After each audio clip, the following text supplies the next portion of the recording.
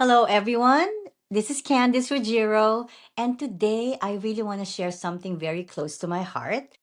Together with our partners from the Philippines, Fishes and Loaves, Love Speaks Global and them created the Hope for Every Backpack campaign. And this campaign is really more than just a backpack, it's about giving hope, opening doors, and helping young students continue their education despite life struggle. She's kind, hopeful, hardworking, and full of dreams for her future. Let's hear her story. Hi, Mecca! Hello po. Kamusta ka, Mecca? Maganda po and okay lang. That's good. Mecca, naikwento mo na nag-a-apply ka sa tatlong universities. Ano ang ginagawa mo ngayon habang naghihintay ka ng resulta at wala kang pasok? Sa ngayon po, sa isang university, pinoproseso ko pa po yung mga requirements na kailangan ko para sa scholarship.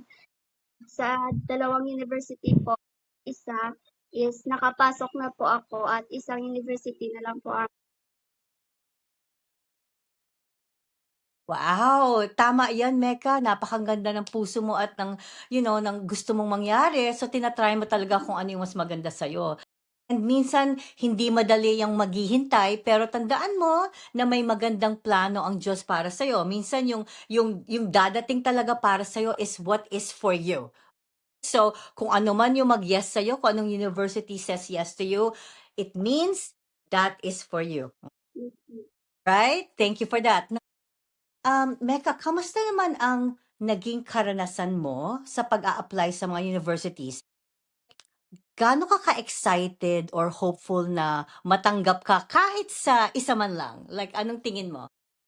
um, pinipray ko po talaga sa kay Lord na kung ano kung ano po yung gusto niyang mangyari sa akin lalo na po sa kolehiyo kasi hindi ko po talaga alam kung saan which path to take, pero si Lord is very very good kasi sa mga pagproseso ko ng mga requirements ko kaya ako nahirapan tsaka nakapasok na po ako sa isang university.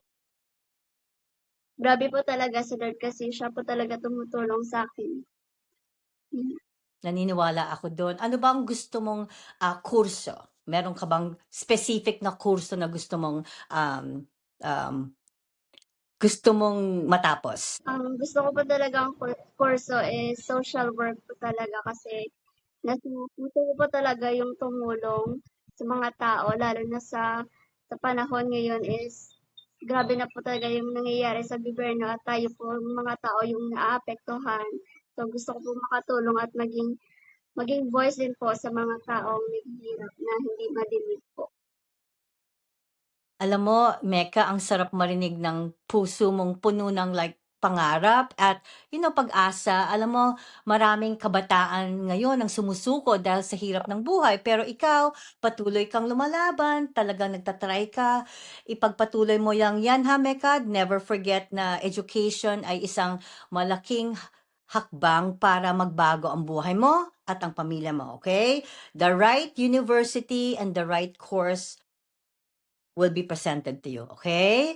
And I'm also like hoping and praying na matanggap ka kung saan ka talaga magsha-shine, kung saan ka talaga magiging kailangan, okay? And social work is a great, great, great course. You're not only thinking of yourself, Mecca, but you're also thinking of other people.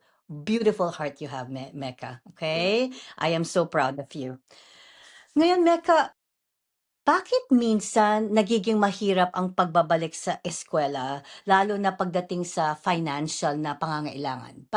Why do you think na ang hirap bumalik sa school because of finances?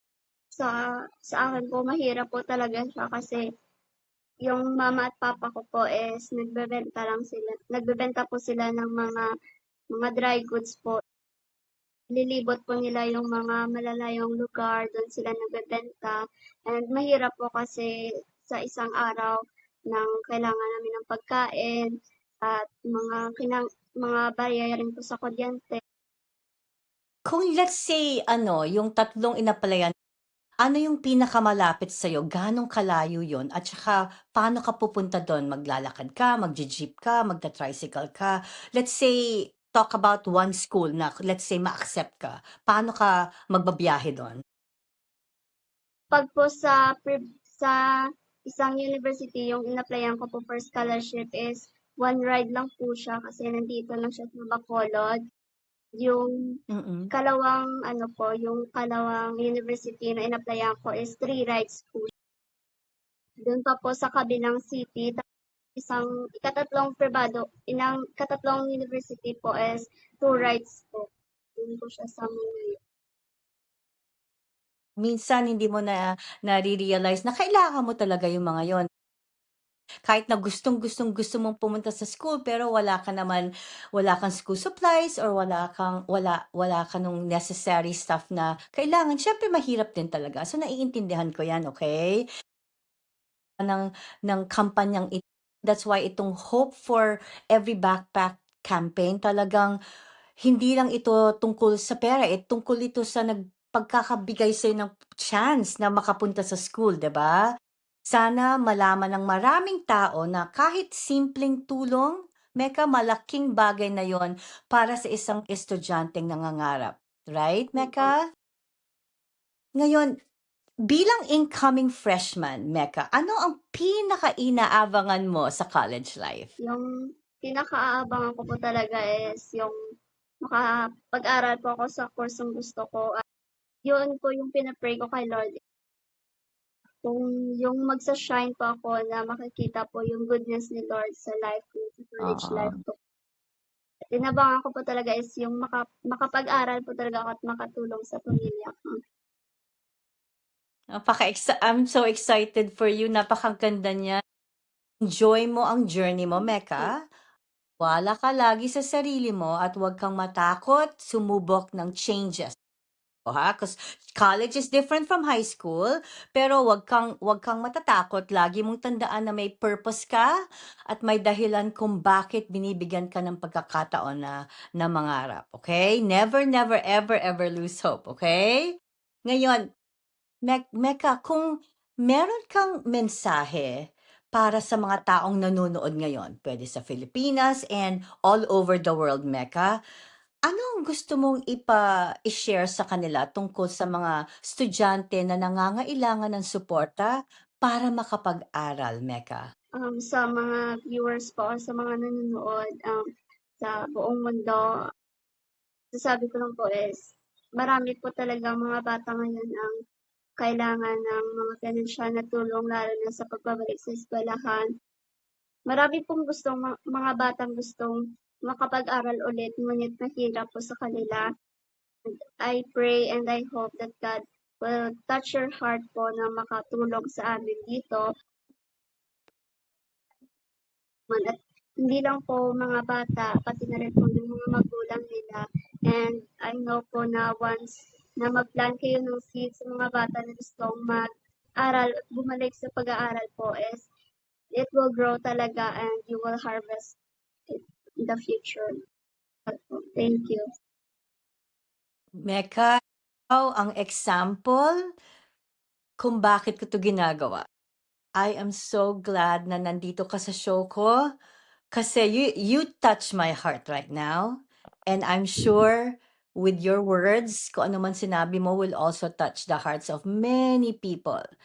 Thank you. Thank you sa words mo kasi yung words mo will not only help you and will also help a lot of students. Grabe, you're touching my heart right now, Mecca, okay? And I really, really hope na matanggap mo lahat ng plano mo or lahat ng dream mo sa buhay, okay? Ganda-ganda ng message mo, Mecca. At gusto kong sabihin sa'yo na proud ako sa'yo and I'm sure yung pamilya mo proud din sa'yo. And continue ka na maging mabuting example sa ibang bata, okay, Mecca? Never forget na maging grateful ka lagi sa Diyos at always fight na you get a better life. Marami pang magagandang bagay ang naghihintay para sa'yo, okay? Yeah. Well, I just want to say thank you, Mecca, for sharing your story with us today. Stories like hers remind us that behind every student is a dream, a family, and a future worth fighting for. And through the Hope for Every Backpack campaign and, us coming together, this is one heart, one passion, and one purpose. And that is to uplift the lives of Filipino students like Mecca and give them hope through education. So I want to invite individuals here, groups, businesses, and organizations from all around the world. Come join this mission. Your support can help students like Mecca continue her education, believe in their future, and build a better life. Together, we can turn hope into opportunity. I want to thank again Mecca for being here. Be careful when you're walking around in the street. Always take care of yourself, okay, Mecca? All right. Thank you. Thank you, sweetie. Together, we can turn hope into opportunity, everyone. Thank you for watching, and God bless everyone. Again, have a good night. Take care. Bye, Sige po, Mecca. bye-bye.